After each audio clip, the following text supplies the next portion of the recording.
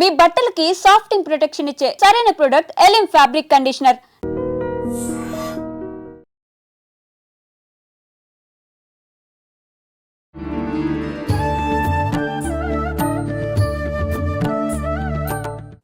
నమస్కారం అండి. నమస్కారం అమ్మా. ఆయన రాస్తే మీరు దాన్ని చదవటానికే పుట్టిన ఆయన అంశ అని చెప్పి మీరు చెప్తున్నారు. అవును. ఎలా నమ్మాలి ఏంటి? ఎంతో మంది ఉంటారు రాములు అనే పేరుతో, మీరే ఆయన అని చెప్పి మేము ఎలా నిర్ధారణ చేసుకోవాలి? స్వామివారు రాసింది 400 సంవత్సరాలు.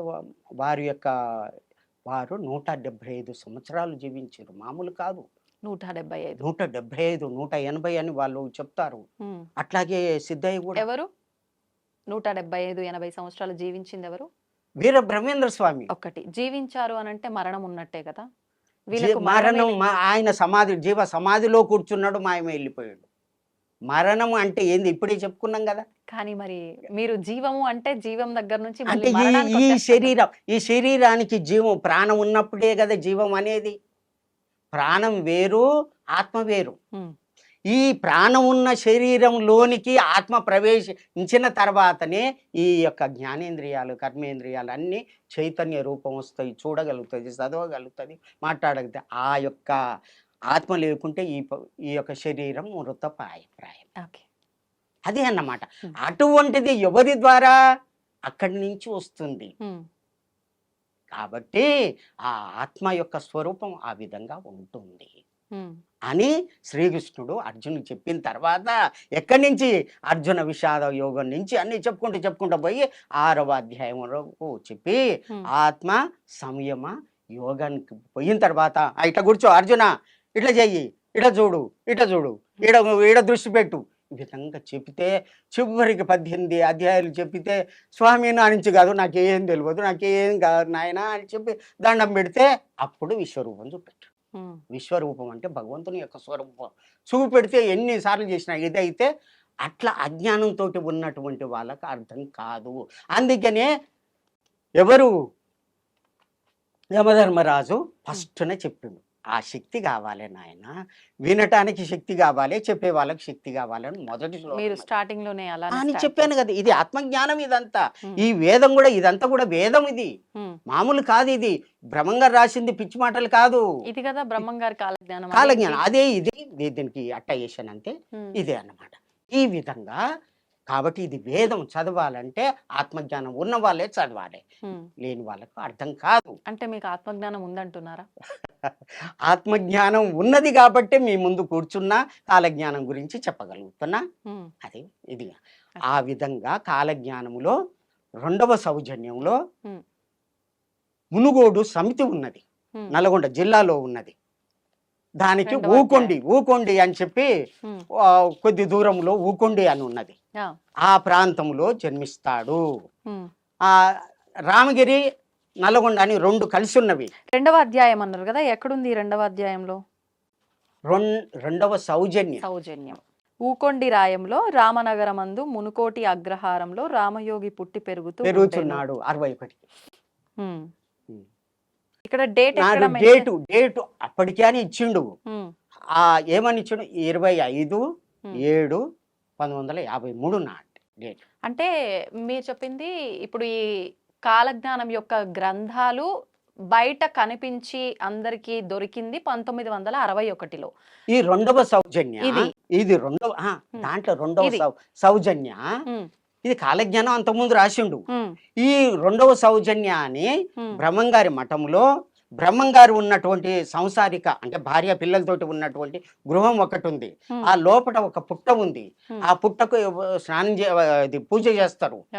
బ్రహ్మంగారు వెళ్ళిపోయిన తర్వాత 61లో ఆ పుట్టకు పూజ చేస్తుంటే, అక్కడ ఉన్నటువంటి విగ్రహాలను పూజ చేస్తుంటే ఒకనాడు అదృశ్య రూపకంగా అక్కడ ఈ పత్రిక దొరికింది. మహిమ భగవంతుని యొక్క మహిమ చేత దొరికింది. అది ఎవరు రాసింది కాదు, ఏది చేసి మహిమతోటి అక్కడ దొరికింది. ఇదంతా చదివేసరికి దాంట్లో ఉన్నది 61లో ఇది దొరికింది. మీరు అప్పటికే జన్మించి ఉన్నారు అని రాసి ఇక్కడ రాయబడి ఉన్నది. ఓకే. ఇంకొకటి రాయంగానే కాదు, ఎంతో మంది ఉంటారు కదా ఆ గ్రామంలో, కానీ ఇది చదివి చెప్పాలి. రాములని పేరుండగానే కాదు కదా అందరూ శ్రీరాముడు అవుతాడా? కాదు. అవుతారా? కాదు. ఇది చదివి చెప్పాలి. నువ్వు డిగ్రీ చదివినంత మాత్రాన ఇంకో అతను 2వ తరగతి చదివినంత మాత్రాన నేను కూడా చదువుకున్నా నువ్వు కూడా చదువుకున్నావు అంటే ఈ మాటలు చెప్పగలుగుతాడా? లేదు. 2వ తరగతి చదివిన వ్యక్తికి డిగ్రీ చదివిన వ్యక్తికి ఇదే భేదం ఉంటది కదా. అది అన్నమాట ఓకే. తారతమ్యం. ఇప్పుడు మీరు అన్నట్టుగా రాములు అనే వ్యక్తి ఎంతో మంది ఉంటారు. ఇక్కడ రామయోగి జన్మించి ఉన్నారు అని ఉంది. అవును. మీరే అని సాక్ష్యం ఇంకొకటి ఏదైనా ఇంకొకటి ఉందా? ఉన్నది. ఎక్కడ ఉంది? 6వ అధ్యాయానికి. అంటే ఇందాక మీరు చెప్పినట్టుగా అక్కడ మీ గురించి రాయబడి ఉంది అక్కడ రామయోగి ఇప్పుడు 2వ సౌజన్యంలో ఇట్లా పుడతాడని రాసింది. రాసింది. ఇది రాసింది మాత్రం 400 సంవత్సరాల క్రితం. ఇది 400 years బ్యాక్. అది అదేం మన్నా అడ్రస్ ఇచ్చిండు. ఇది మాత్రం ఇట్లా జన్మిస్తాడు. ఓకే, ఒకసారి మనం ఇది కూడా చదివి చెప్దాము. మీరు అర్థం. శ్రీ గురు సార్వభౌమ శ్రీ గురుచరణ దక్షిణ భాగమందు రాజకూపము నివాసము చేయు గృహస్థ ఆశ్రమమునందు నారాయణగిరికి ఉత్తరమందు మేను లేని కొడుకు తల్లి మగని మరది అన్న తండ్రి ఉదయించినాడు. ఒక మీనుగా దొరసాని గల అగ్ని బీజంబులు 4 మొదలు తుద సాలగ్రామ స్వరూపులైన నా భక్తులైన వారి సముఖానకు అగ్ని బీజంబులు 4 తుదలు పర్ణశాల నామం గలవారు సుముఖనకు వ్రాస పంపిన లిఖితము. ఏంటిది అర్థం? దానికి ముందుగా ఏమన్నాడు అంటే గురు సార్వభౌమ. గురు సార్వభౌములు అంటే మాణిక్యేశ్వరి మాతకు శిష్యులై ఉంటారు. ఓకే. శ్రీ గురుచరణ చరణ్ అంటే ఇంకొక గురువు కూడా నల్గొండలో ఉన్నాడు. ఆయన కూడా సేవ చేసిన. అతను ఎవరు? అతను లక్ష్మీ నరసింహస్వామి అని ఉన్నాడు అన్నమాట. అమ్మ దగ్గరికి తీసుకొచ్చింది అతనే అన్నమాట. ఇప్పుడు ఇద్దరికి శిష్యులై ఉంటాడు. అదే దాంట్లో ఎంతో మందికి గురువులు ఉంటారు కదా, మరి అది ఎంతో మందికి గురువులు ఉంటారు కానీ కాలజ్ఞానానికి సంబంధించిన వాళ్ళై ఉండాలి. ఓకే. దక్షిణ భాగమందు రాజకూపము నివాసం చేసుకుని, రాజకూపం అంటే రాజయోగములో గృహస్థం పెళ్లి చేసుకున్నా సరే సాధన చేస్తాడు, యోగం చేస్తాడు. నారాయణగిరికి ఉత్తరమందు మేను లేని కొడుకు. నారాయణగిరి అంటే తిరుపతికి ఉత్తర భాగములో యాదగిరి గుట్ట ఇక్కడ గోపాలస్వామి గుట్ట అని ఉంది. వేణుగోపాలస్వామి గుట్టకు దక్షిణ భాగములో ఇతను జన్మిస్తాడు. ఎవరు? మేను లేని కొడుకు. ఇక్కడ ఉత్తరం అనుంది. నారాయణగిరికి నారాయణగిరికి అంటే తిరుపతి కదా, ఉత్తరము. ఇక్కడ వేణుగోపాల స్వామికి దక్షిణము. ఇక్కడ అలా ఎక్కడ మెన్షన్ చేసి వేణుగోపాల స్వామి ఉన్నది. ఓకే. మేను లేని కొడుకు. మేను లేని కొడుకు అంటే శరీరం ఉండదు.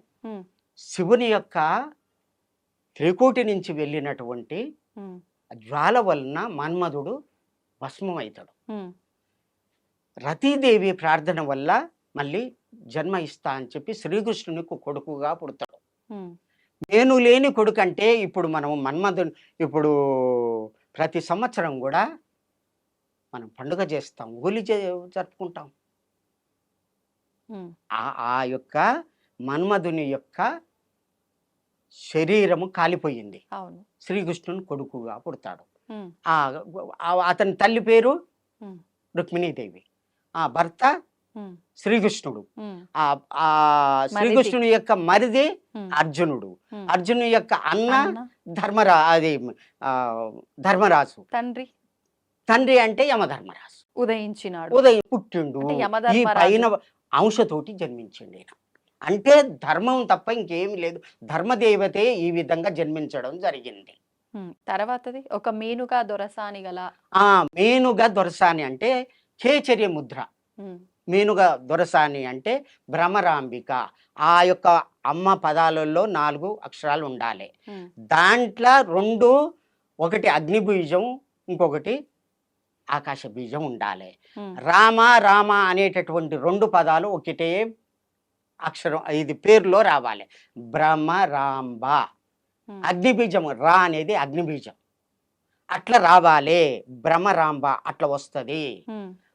తర్వాత అగ్నిబీజంబులు 4 మొదలు తుద సాలగ్రామ స్వరూపులు. ముందుగా రాముణ్ణి సాలగ్రామం రామ రామ అని 2 సార్లు రావాలి.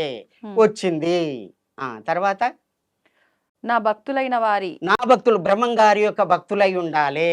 అగ్ని బీజంబులు 4 తుదలు పర్ణశాల నామం కలవారు. కలవారు. పర్ణశాలను కట్టింది ఎవరు? ఉమ్, శ్రీరాముడు. కాబట్టి రామ అనే పేరు ఉండాలి. ఇది చదివి ఈ కాలజ్ఞానం చదివి చెప్పేటటువంటి వ్యక్తి ఎవరైతే వస్తారో వారికి రాములు అనేటటువంటి పేరు ఉంటుంది అని అక్కడ చెప్పాడు, ఇక్కడ చెప్పాడు. ఆ శక్తి వారికే ఇస్తున్నాను. ఓకే. ఇది మీకు ఎప్పుడు తెలిసింది దీని గురించి? నేను అమ్మ కరీంనగర్కి వచ్చిన తర్వాత 78లో ఉమ్, వారికి మీరు వెళ్ళి కలవటం జరిగింది. జరిగింది. నాకు అనుభూతులు జరిగినవి. ఉమ్, తర్వాత శ్రీశైలంలో కూడా దైవిక అనుభూతులు జరిగినవి. ఉమ్, తర్వాత 1980లో అమ్మగారు యానగొందిలో యోగ శిక్షణా కేంద్రం అని పెట్టి ఉమ్, అందరికీ యోగాన్ని నేర్పిస్తున్నారు. అటువంటి టైంలో నేను కూడా కూర్చున్నాను. ఈ వీరధర్మజ ఉద్భవ అనేటటువంటి 5వ అధ్యాయంలో ఉన్నటువంటి ఆ పేజీని తన ధ్యానంలో చూసుకొని ఇది ఈ కాలజ్ఞానం వాళ్ళకిచ్చి చదివించండి ఈ పేజీ అని ఆమె అందరికి శిష్యులందరికీ అందరికి ఆ శిష్యులే కాదు వేల మందికి అందరికీ. అందరికి ఇస్తున్నారు. ఎవ్వరు కూడా దానికి జవాబు చెప్పలేదు, మాకు తెలియదు అన్నారు. ఉమ్, ఉమ్, నాకు ఇచ్చారు, నేను చదివాను. ఉమ్, చదివిన తర్వాత దానికి టగటగా అర్థం చెప్పేశాను. ఆ, తర్వాత 86లో నాకు ఇదే పుస్తకం, స్వయంగా ఇదే పుస్తకం ఉమ్. నాకు దైవికంగా రావడం జరిగింది నా దగ్గరికి. ఎలా అంటే ఎవరు పంపించారు? అంటే బ్రహ్మంగారి మఠం ఫ్రమ్ బ్రహ్మంగారి మఠం అని ఉన్నది. అంతే. పర్సన్ ఎవరైనా? ఏమి లేదు. నా ఇంటికి వచ్చి పేరు రాసింది, ఉమ్, రాములు అని రాసింది. టీచరు ఇట్లా తెలుగు పండిట్ అని రాసి ఉన్నది. ఉమ్, వచ్చింది. వచ్చిన తర్వాత ఇది తీసి స్వామి నాకేమనిపించిందంటే నా గురించి ఏమన్నా ఉండొచ్చునా ఈ పుస్తకంలో అని నా మనసులో అనిపించింది. ఉమ్, అదే ఆ విషయం 6వ అధ్యాయం వెళ్ళింది. ఉమ్, ఇట్లా చూడగానే నిన్ను చూడు, నీ ముఖం చూడు, నువ్వు అడిగే చూడు, ఉమ్, నీ గురించి ఏమని వ్రాయాలే ఉమ్, అని వ్రాసి ఉంది. అంటే అర్థమైంది నా గురించి దీంట్లో ఉన్నదని అర్థం కదా.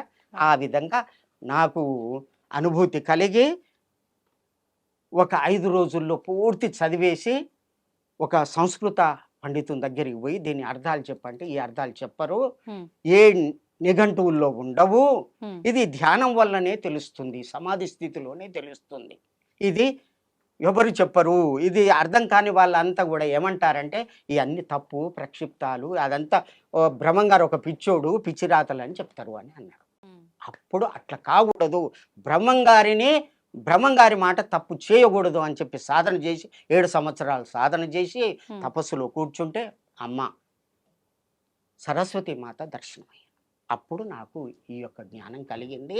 అమ్మగారి దయ వల్ల రాములు దీని మీద వాచ్యంగా అందరికీ తెలిసేటటువంటి విధంగా పుస్తకాలు రాయమంటే కొన్ని పుస్తకాలు వ్రాశాను. అందరికీ 30 సంవత్సరాలు ప్రచారం చేశాను. అహింసా ధర్మాన్ని ఈ కాలజ్ఞానాన్ని ప్రచారం చేస్తూ ఈ విధంగా ఉండడం జరిగింది. ఇప్పుడు అంత్యస్థితి వచ్చింది కాబట్టి ఇప్పుడు చెప్తే భక్తులు మేలుకుంటారని చెప్తున్నారు. ఏం పుస్తకాలు రాశారు మీరు? మీరు రాసిన పుస్తకాలు ఏంటి? ఈ అమ్మ చరిత్ర. ఒకసారి చెప్పండి. వారు దత్తాత్రేయులు చెట్టు మీద కూర్చొని అమ్మ తపస్సు చేసేది శ్రీశైలంలో, చుట్టూ ఏంటివి ఈ పులులు ఉండేవి అని చెప్పిన కదా, ఇట్లా ఉండేది. వీరే ధర్మజులు, వీరే దత్తాత్రేయులు, వీరు నా యొక్క అడ్రస్సు ఇదంతా కూడా గ్రంథకర్త. అంటే అనుభవాలు మాతాజీ మీకు చెప్పినవన్నీ కూడా మీరు పుస్తక రూపంలో చేశాను. ఈ దీంట్లో నేను చెప్పినవన్నీ చాలా ఉన్నాయి. అది ఎట్లా దేవులకం ఎట్లా పోయింది ఏం కదా, ఇది మాంసం తినకూడదు అని అమ్మ చెప్పిన విషయాలన్నీ కూడా దీంట్లో శాస్త్రపరంగా నిరూపించినవి. ఓకే. ఇవి ఈ విధంగా అహింస గురించి బోధించడం. అహింస పరమో ధర్మ, అన్ని ధర్మాలకెల్లా ఉత్తమమైనటువంటి ధర్మం అహింస. అన్ని ధర్మాలకెల్లా ఉత్తమమైనటువంటి ధర్మం అహింస అన్నమాట. ఆ ధర్మాన్ని నాతోటి అమ్మగారు బోధించడం జరిగింది. అమ్మగారు ఎట్లా చెప్తే అట్లా చెప్పేది, ప్రవచనాలు ఇచ్చేది, కాలజ్ఞానం చదివి చెప్పేది. దీంట్లో ఇట్లా ఉన్నదని భక్తులకు అందరికి కూడా 30-40 ఏండ్లు ఆ విధంగా చెప్పి చేశాను. వారు అమ్మగారు తపస్సులో ఉన్నారు. భక్తులకు ఇదంతా జ్ఞానం కలిగించడానికి ఇదంతా చేస్తున్నాము ఆ భగవంతుని దయ వల్ల. అయితే మీరు అన్నట్టుగా ఇప్పుడు ఈ కాలజ్ఞానం అందరూ చదవగలుగుతారు కానీ దాంట్లో ఉన్న సారాంశాన్ని మాత్రం ఎవరు బయటికి వ్యక్తపరచలేరు. నేను ఆయన అంశతో పుట్టాను కాబట్టి నేనే వ్యక్తపరచగలను అని చెప్పి. అంటే ఇప్పటివరకు జరిగిందంతా అంటే అందరికీ తెలిసిందే. ఇప్పుడు జరగబోయేది ప్రస్తుతం మనం వింటున్నాం 2025లో ఆల్రెడీ ఇప్పటికే మనం చూసాం రకరకాల విపత్తులు, ప్రళయాలు చాలా చాలా చవి చూసాము. ఇంకా జరగబోతున్నాయి అని చెప్పి వింటూ ఉన్నాము. ఇప్పుడు ప్రస్తుతం యుద్ధ వాతావరణం కూడా నెలకొంది. కొన్ని దగ్గరలో దాడులు జరగబోతున్నాయి అని చెప్పి, బాంబు దాడులు జరగబోతున్నాయి అని చెప్పి రకరకాలుగా మాట్లాడుకుంటున్నాం. ఎవరెన్ని చెప్పినా కూడా ఎంతవరకు ఉందో వాస్తవం అని చెప్పి ఒక మూఢనమ్మకంగా కొట్టిపారేస్తుంటాము. కొన్ని సందర్భాల్లో నమ్ముతూ ఉంటాం. కానీ బ్రహ్మం గారి కాలజ్ఞానం అనేసరికి ఖచ్చితంగా ఇప్పటి వరకు మనం చూసిన దాన్ని బట్టి అన్ని జరిగాయి, ఇక మీదట కూడా జరుగుతుంది అనే నమ్మకం ప్రతి ఒక్కరికి ఉంటుంది. మరి మీరు ఈ పుస్తకం చదవగలుగుతారు, దాంట్లో వివరించగలుగుతారు, మీకు అర్థమవుతుంది ఏముంది ముందర ఏం జరగబోతోంది ఇక మీదట. వారే కాలజ్ఞానంలో ఏకాదశ అధ్యాయము వీరధర్మజ చరిత్ర అని రాసిండు. సంస్కృతంలో రాసిండు, తెలుగులో కూడా పదాలు అర్థమయ్యేటట్టుగా అది ఖగోళ శాస్త్రం, మామూలు విషయం కాదు. అది ఖగోళ శాస్త్రం, అది జ్యోతిష్యం ఉంది. ఖగోళం జ్యోతిష్యం అంతా మిళితం చేసినటువంటి ఒక కాలజ్ఞానం మొత్తం కాదు, ఏకాదశ అధ్యాయం రాశారు. ఒక 11 ఒకటే అధ్యాయం అదంతా రాశారు. దాంట్లో చివరిన ఎండు చేస్తున్నాడు. ఇక ఎండు చేస్తూ చివరిన మీనరాశి నుంచి మొదలు పెట్టాడు. వారు రాసిందే, దాన్ని డేట్లలో తీసి నేను చెప్తున్నాను.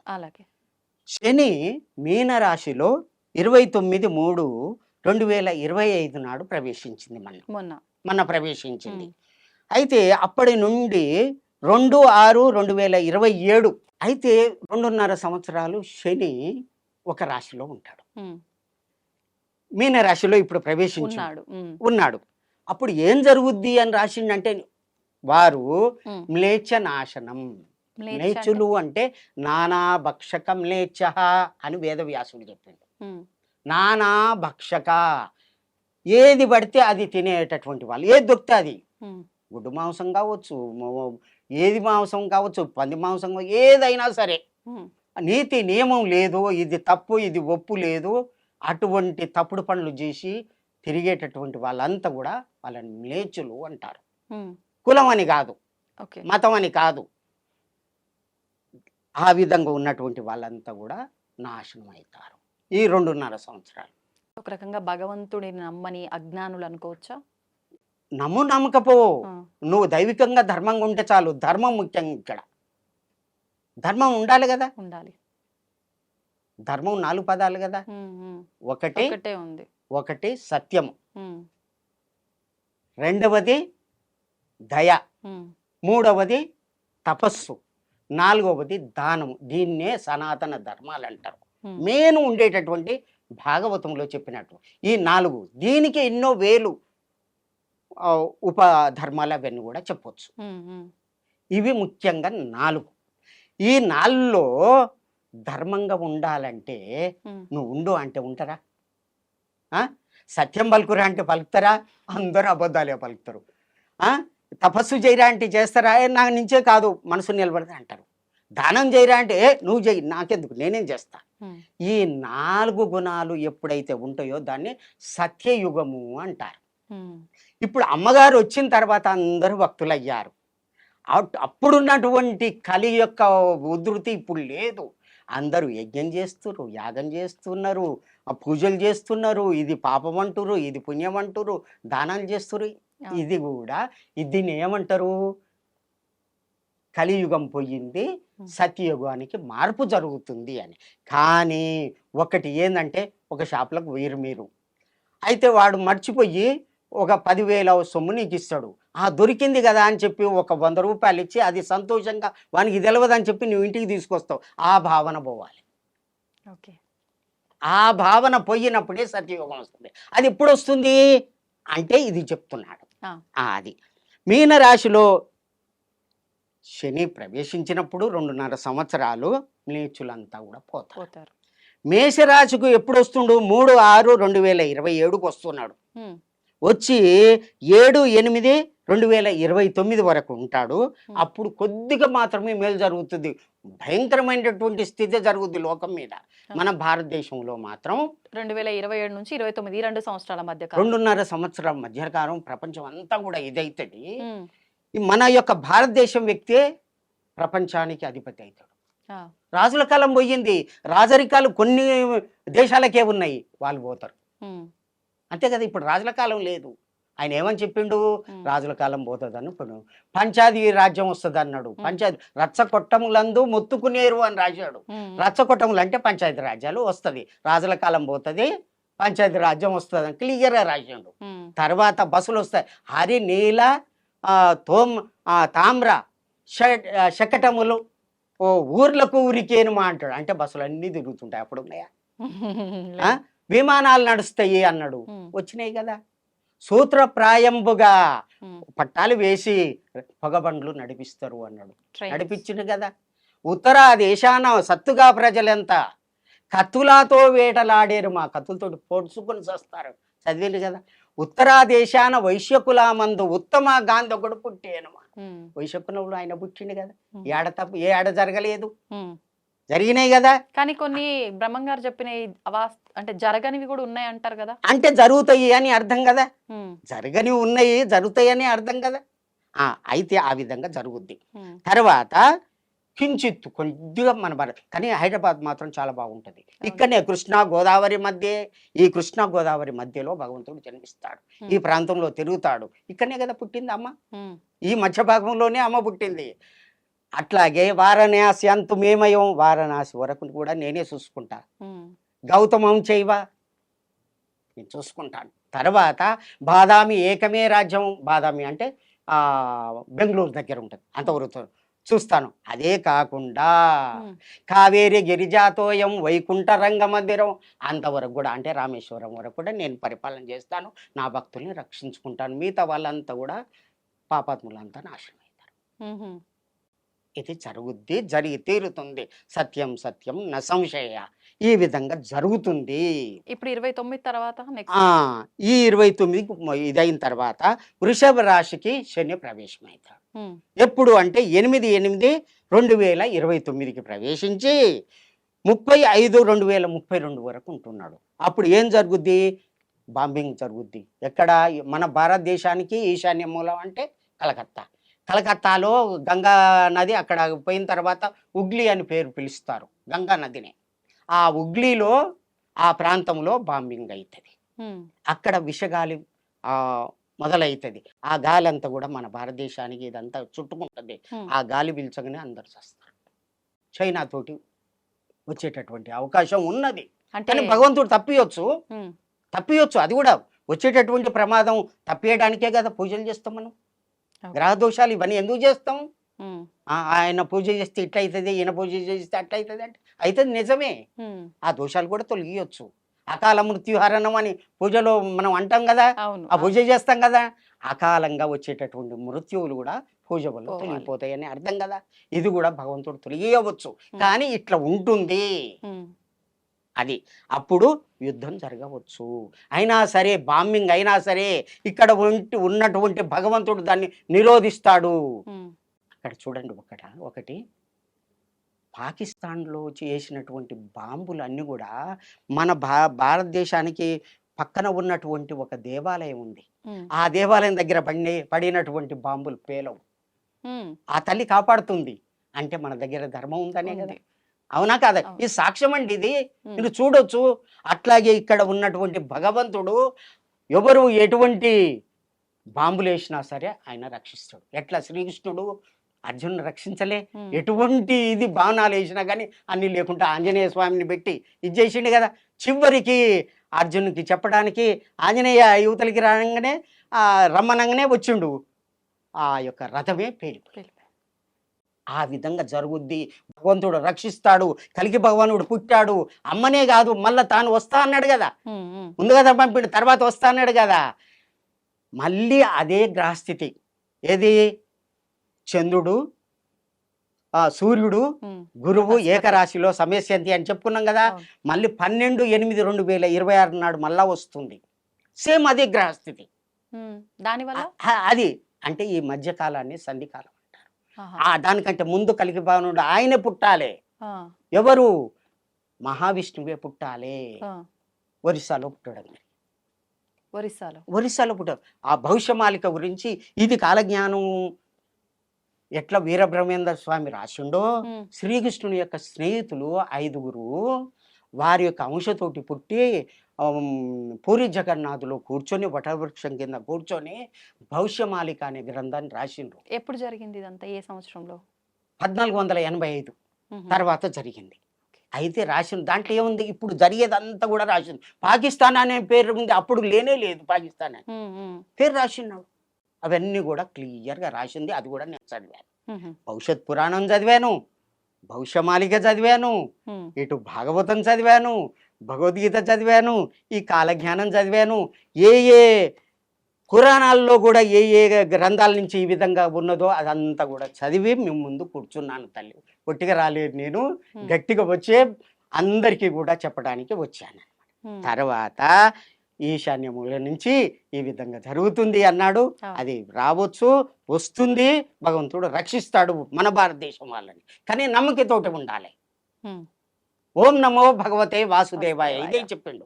ఓం నమో భగవతే వాసుదేవాయ అను అదే వెళ్ళిపోతుంది అంతే. ఉమ్, అక్కడ మాలికలో ఏమని చెప్పిండంటే మాధవాయ నమః అంటే వెళ్ళిపోతుందట ఉమ్, అంతే. అవి ఏమీ కావు, ఓకే. నీళ్ళైపోతాయి. భగవంతుడు రక్షిస్తాడు. ఉమ్, తర్వాత మిథున రాశికి శని ప్రవేశం అయిన తర్వాత 31/5/2032లో ప్రవేశిస్తున్నాడు. ఉమ్, తర్వాత 11/7/2034 వరకు ఉంటుండు. ఉమ్. అప్పటి వరకు నేను ఇంతకుముందు చెప్పాను కదా, ఒక షాపులోకి పోయి ఇట్లా చేసి అవును. ఆయన చూస్తలేడు, ఆహా అలాంటిదో- బాగుంది అని నీ అవును. భావన వచ్చింది కదా, అది కూడా ఉండదు.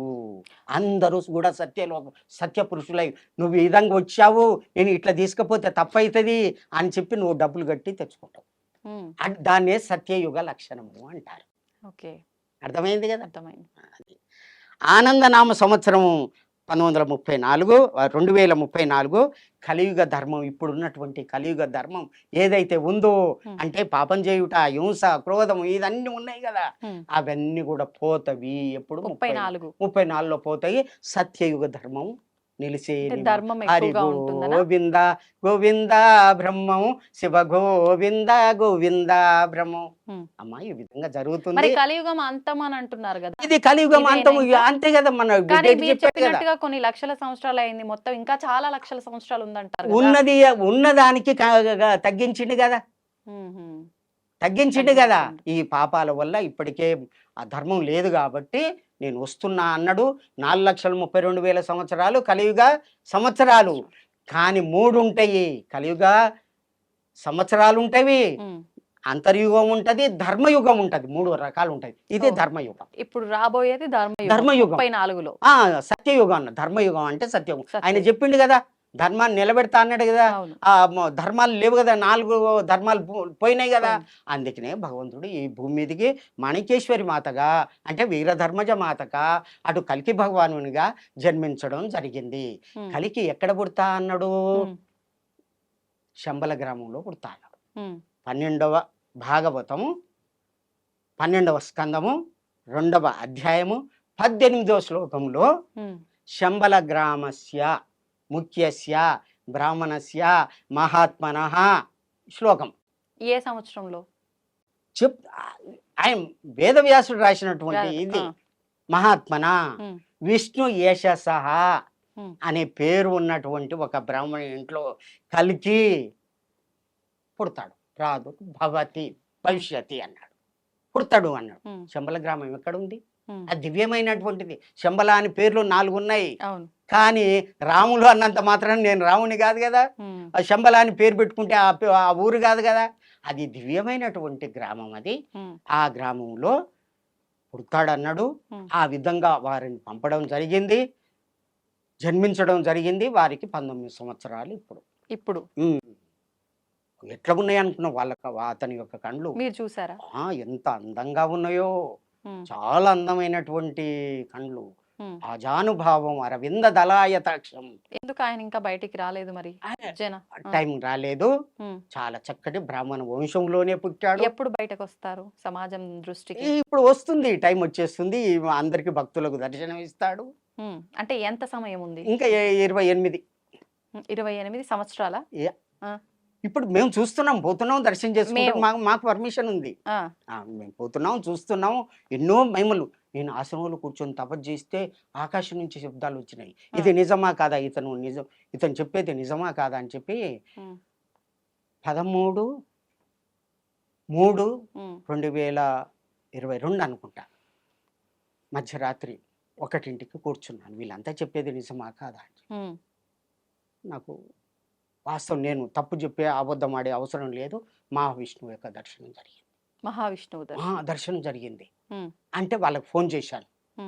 ఫోన్ చేసి ఇక్కడ ఈ అడ్రస్ లో పుట్టిన ఎవరైతే బ్రాహ్మణ కుటుంబంలో పుట్టినో వాళ్ళకు ఫోన్ చేయడం జరిగింది. వాళ్ళ నెంబర్ మీ దగ్గరికి ఎలా వచ్చింది? భవిష్యమాలిక అని అంత ఇది వస్తుంది, ఎట్లా వస్తుంది చూడండి మీరు. భవిష్యమాలిక అదంతా కూడా ఎవరు ప్రచారం చేస్తున్నారు అదంతా వస్తుంది, నెంబర్లు కూడా ఉన్నాయి. నేను ఫోన్ చేయడం జరిగింది. నాకు ఇట్లా జరిగింది, ఇది నిజం అనిపిస్తుంది. నేను యోగ సాధనలో ఉన్నాను, మహావతార్ బాబాను చూశాను, నిధివనంలో రాధామాతను చూశాను, ఇక్కడ 2016లో భ్రమరమ్మ మాతను కూడా నేను దర్శనం చేసుకున్నా. నేను యోగ సాధన తుమ్కోనాయే బాబా నువ్వెవరు ఎట్లా అంటే, నేను ఒక యోగ సాధకుడిని, నాకు ఇట్లా దర్శనం అయింది, ఆ స్వామివారిని చూడాలని అనుకుంటున్నాను అంటే అప్పుడు పర్మిషన్ తీసుకున్నారు. తర్వాత నాకు అనుమతి ఇచ్చారు దర్శనానికి. టెస్ట్ చేస్తారు ముందుగా, వారు సరే అంటేనే తీసుకుపోతారు, దర్శనం ఇస్తారు. వారు అంటేనే. ఆ జన్మించిన వారికి తెలుసా నేను పలానా వ్యక్తిని ఇలా జన్మించానని? ఎందుకు తెలియదు? లేకుంటే అతను భగవంతుడు ఎట్లా అవుతాడు? కాదు కదా. మామూలు వ్యక్తిని నువ్వు భగవంతుడు అంటే అతను ఒప్పుకుంటాడా? మరి అది కాదు. అట్లాంటివన్నీ కూడా. మళ్ళీ 2వ నాడు ఏం జరిగిందంటే, 3వ నాడు ఏం జరిగిందంటే, ఆకాశం నుంచి శబ్దం వస్తుంది. ఎవరు లేరు, నా ఆశ్రమంలో ఎవరు ఉండరు, ఊరికి చాలా దూరంలో ఉన్నాను. అక్కడ 1ంటికి మధ్యాహ్నం 1ంటికి ఇట్లా ధ్యానం చేసుకుంటూ ఇట్లా కూర్చున్నాను. కూర్చుంటే ఆకాశంజీ గురూజీ నమస్కార్, స్వామీజీ నమస్కార్, స్వామీజీ నమస్కార్ అని. నేనెంతటి వాడిని, నాకు నమస్కారం చెప్పేవాడు ఎవరు ఉండరు, ఇదంతా ఏంది లీలా అని చెప్పి నా మొత్తం తిరిగి చూస్తే ఎవరు లేరు. ఇదే మాట అక్కడికి పోయి వారిని అడిగితే మై బులాయా తుమారే, తుమ్ సేవా కర్నే కా హాయ్, సేవ చేసేది ఉన్నది, ఇదంతా సేవనే, భగవంతుని సేవ. ఇది భగవంతుని మాలిక గురించి ప్రచారం చేస్తున్నా, కాలజ్ఞానం గురించి ప్రచారం చేస్తున్నా, భగవంతుడు పంపిస్తే వచ్చినా అని చెప్తున్నా కదా. ఇది చెప్పటానికే నా జన్మ అని భక్తులకు మనవి చేస్తున్నా. జై సద్గురు రూపరహిత వీర ధర్మజ మాతాకి జై, వీర బ్రహ్మేంద్ర స్వామికి జై. ధన్యవాదాలండి. ధన్యవాదాలు. సర్వే జనా సుఖినో భవంతు. తవ్వండి, తవ్వుతూనే శివలింగం. సరే దాన్ని అట్లా కప్పేసేయండి, చూపించదండి. Krishna is there. మూర్తి పూజ కాదు, సాక్షాత్ బ్రజేంద్ర నందన భగవాన్ ఉన్నారు మూర్తిలో. ఏమీ ఆశించకుండా ఆరాధించే వాళ్ళు కూడా ఉన్నారా ప్రభుజీ? నిజమైన భక్తి అంటే మనకు తెలియదు కాబట్టి.